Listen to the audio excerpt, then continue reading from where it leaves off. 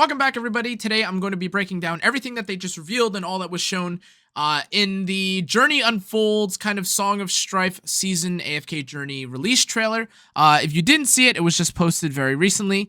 However, there's a lot of information that they showed. It is a little bit long. I will leave the description for the AFK Journey stuff in the description below, but let's break down basically what was shown. So first and foremost, if you take a look, it's a nice kind of illustration or a nice couple, kind of things to show you what you're going to experience in the seasonal content.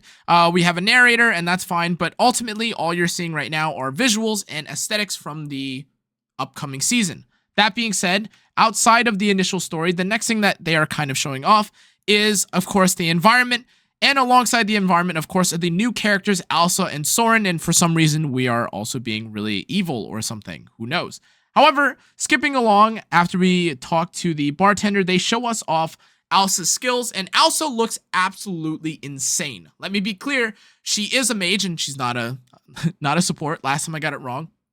That being said, though, what she does is nothing short of absolutely insane. She creates a terrain, which, as you can see here, doesn't quite look like much, and in the initial trailer, just having terrain on screen doesn't look like anything super game-changing. However, after or once it was revealed through her kit analysis, these terrains actually block things. So normally having terrain or, having things, in front of you, walls, barriers, gates, etc., normally allow you to shoot over them or just kind of force your path differently, but they don't do much outside of that. However, with these terrains, actually anyone that tries to hit, or any ranged characters that try to shoot through the terrain generated, will have all of their damage blocked, which is absolutely ridiculous, because if you aren't familiar with basically 99.99% of the compositions and the difficult encounters in AFK Journey right now, they are either the one-shot compositions with assassins and Igor and, the Seth whatever compositions,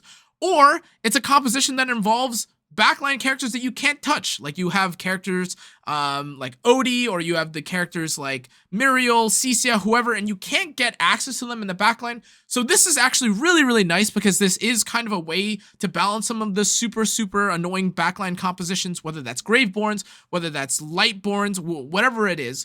This is a really nice change. And the other thing that really kind of adds to this is not only does the terrain do a decent amount, but the way that her kit kind of functions, or the way that I understand her kit, is that not only does she create the terrain and kind of make it so that for a decent amount of time, if you're trying to hit enemies behind the terrain, you're literally doing nothing. She also bounces around all around the arena, which is really, really annoying, because now you're encountering several different kinds of terrains. Like in this case right now, Odie right here is unable to hit the Alsa. However, even if the Odie, for whatever reason, if the terrain had spawned in a way that the Odie could hit her, once she receives a lethal amount, or I think it's a decent amount of damage, she actually bounces to another location to hide, and then will again try to respawn more terrain, things of this nature.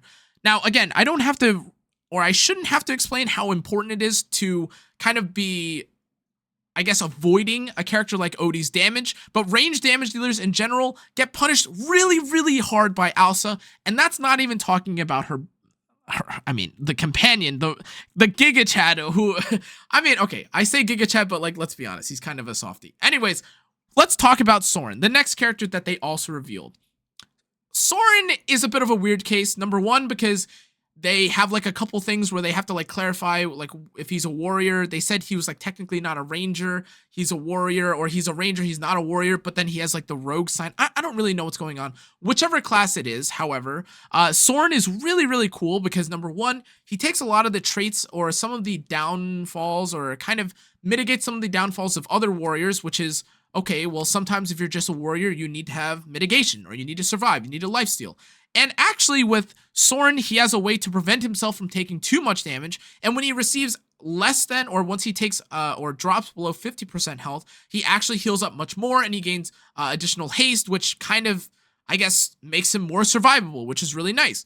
But the thing that is also really important to know about Saurin is that he does actually have a unique passive, which is that if you end up using, I believe it's his basic attack or one of his skills, and you push one of the enemies up against the wall or any piece of terrain or against the edge of an arena, they actually get stunned. So, of course, that does seem kind of synergistic alongside Alsa, who can create terrain all around the arena.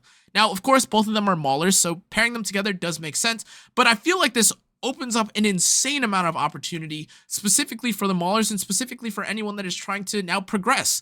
Formerly, if you were dealing with ranged backliners and you didn't have a way to deal with them, you were kind of forced to play a character like Vala or kind of, assassinate them or snipe them or have, one of the Graveborn assassins kind of go back and deal with it. However, now all you have to do is just push them into the wall or create terrain, stun the person that's in front of you, let your Odie kind of blitz down whoever you're targeting, and now the backline has no way to access it.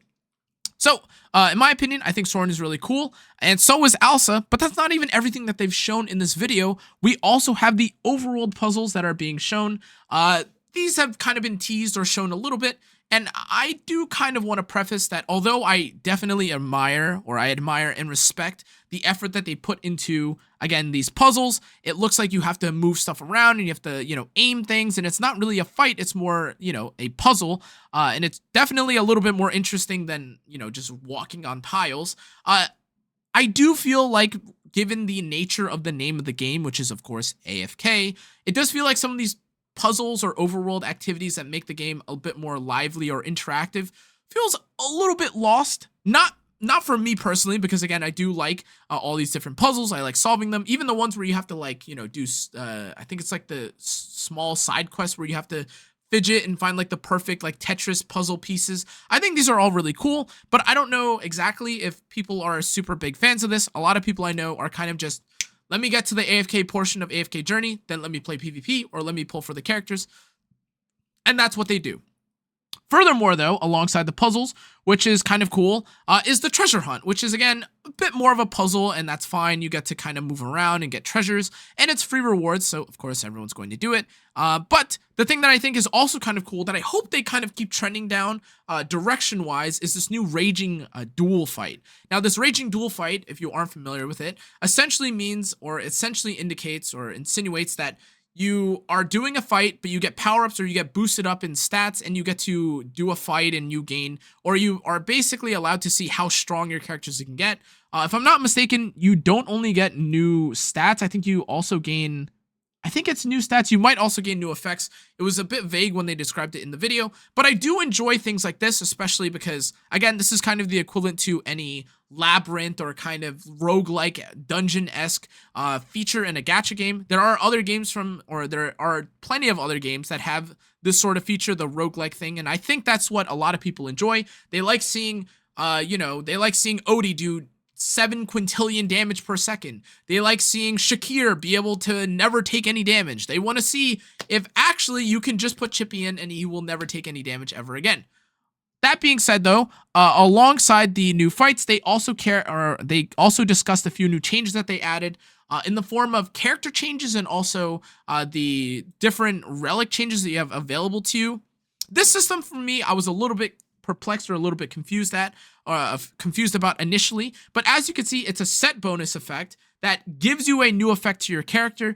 For Shakir specifically, they revealed that not only do you get the 5% crit, the 7 attack, 6 HP, he also gains 100 energy for each assist or kill of an enemy hero, increasing damage dealt by 15%, and it stacks 3 times.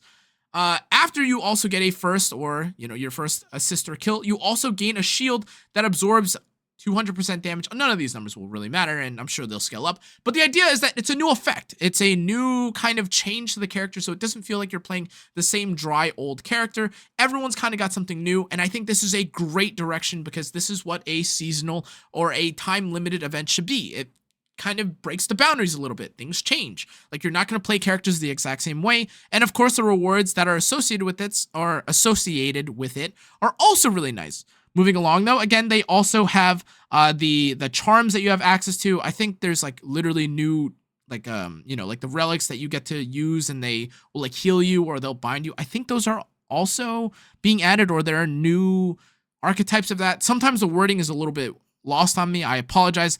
I haven't seen them explicitly explain that or anything. I don't know if this right here that we're seeing is the same as what they put on Shakir. But moving along, they also described the main end game, or I guess like pushing point for the seasonal content, which is going to be the new Abyss. Now, this is called the Durus Trials, and of course, there are a load of rewards that come alongside this, but if I'm not mistaken, the way that the Durus Trials works is that you are basically completing more Abyss-esque stages, and they give you the aforementioned, charms and things of that nature, which are really nice. And speaking of codes, because Alsa is showing it right now, I do want to talk about the 3 new codes that have also been revealed. I'm going to show it on screen right now for you. I think it's literally a notepad. Here you go. Oh, oops. Here you go. These are all the changes that I'm, of course, already talking about, but the new codes are AFKJ Update, AFKJ CC Program, and AFKJ Creation Fest. There you go. I'm going to leave it on for 5, 4, 3, 2, 1.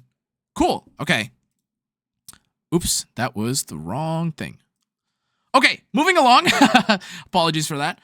They also did announce a new seasonal trial. Now, the actual workings of this seasonal trial feel, at least from what they've described, to just give you additional rewards. It does feel similar to, again, the Legend trial that we have seen before. And before we get into the Supreme Arena, because I think that's really cool, it is worth noting that it appears as though these trials are only one person.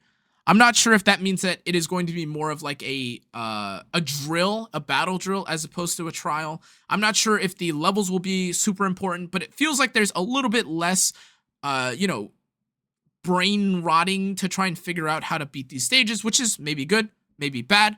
But as I kind of previewed a second ago, there's also the Supreme Arena, which is very, very, very daunting and a little bit scary for 2 reasons, but also not scary at all because of something that they even mentioned themselves. The first is that, number 1, you have literally 6 people staring at you, which is a little intimidating, but also because all of these players, or the challengers, or the people that you will be now fighting in Arena for a Supreme Arena, are going to be cross-server. Now you can actually fight against anyone from server 1, 2, 3, 4, 5, 6, 7, 8, whatever, into infinity, so long as you are in the seasonal content. But although it is a little daunting, and a lot of people will argue that, oh my god, now I'm going to be fighting against all the whales, it is worth noting that, again, there is nothing to lose here. You just get a daily reward, and you, I guess, kind of just sit here, and you get to use the rewards on things in the shop, which is really nice. And they themselves specifically said that there is specifically nothing to lose by doing this content. So although it is a little bit intimidating, maybe you could be up at the top, maybe you could be rank 1, who knows, but it is worth noting that they did introduce this, and I'm, of course, very excited for any PvP kind of experience. I'm still trying to learn how to beat a lot of the meta comps. As you know, I'm kind of just AFK coasting right now, but Song of Strife has kind of reeled me back in, so that's great. Anyways, though, guys, that was basically everything that was shown in the AFK Journey Unfolds new video. These videos are actually quite well done.